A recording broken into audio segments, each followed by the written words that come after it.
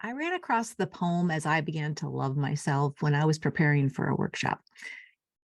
In the credits, it said the text was credited to Charlie Chaplin.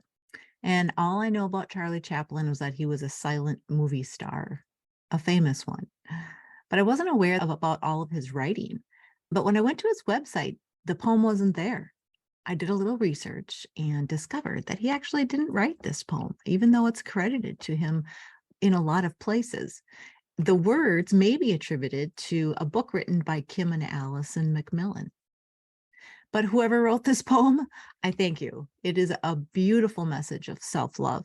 All of the things I want to share with others, all rolled up into one amazing collection of words. So enjoy this poem. As I began to love myself. As I began to love myself, I found that anguish and emotional suffering are only signs that I was living against my own truth. Today, I know this is authenticity. As I began to love myself, I understood how much it could offend somebody as I try to force my desires on this person, even though I knew the time was not right and the person was not ready for it, even though this person was me. Today, I call it respect.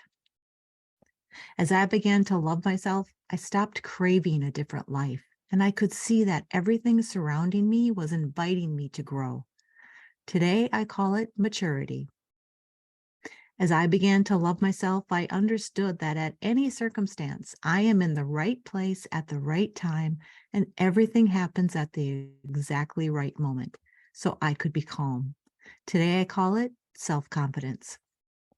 As I began to love myself, I quit stealing my own time, and I stopped designing huge projects for the future. Today, I only do what brings me joy and happiness, things I love to do and that make my heart cheer, and I do them in my own way and in my own rhythm. Today, I call it simplicity. As I began to love myself, I freed myself of anything that is no good for my health. Food, people, things, situations, and everything that drew me down and away from myself. At first, I called this attitude a healthy egoism. Today, I know it is love of oneself. As I began to love myself, I quit trying to always be right.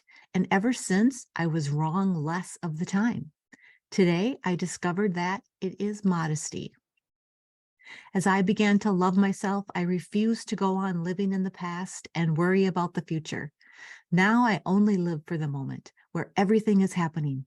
Today I live each day, day by day, and I call it fulfillment.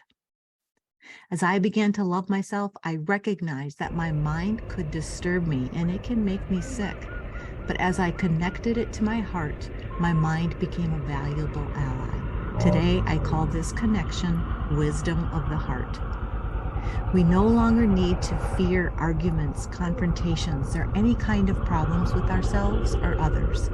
Even stars collide, and out of their crashing new worlds are born. Today, I know that is life. Isn't that powerful? Which of the stanzas really stood out to you the most? The first line hooked me. When you are living in anguish, it's a sign that you are not living your truth. Once you know that, you can find a new perspective on your feelings.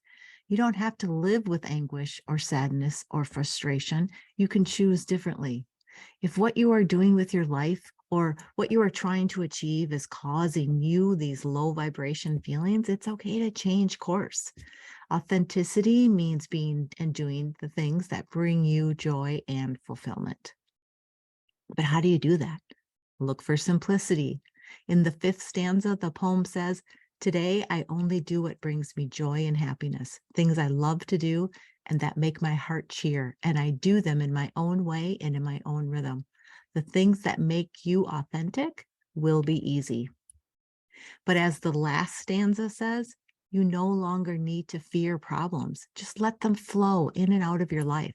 Take notice and decide what this might be teaching you.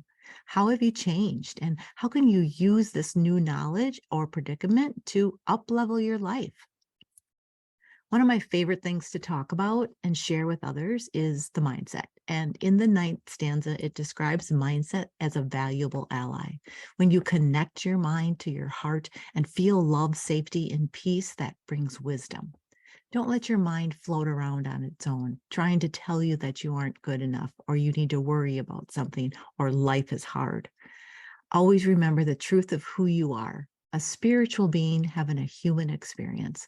You are exactly where you're meant to be right now. Feel the love in your heart and embrace your intuition and the wisdom of your higher spirit. Experience life moment by moment and treat yourself with love and respect. Only when we love ourselves can we radiate that energy to others and create a loving world. What a beautiful and powerful message to you remind yourself every day.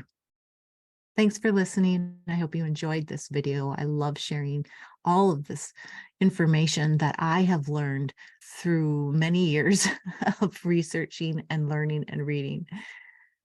Please comment, please like, please subscribe. I can't wait to be back and to share another video. Thank you.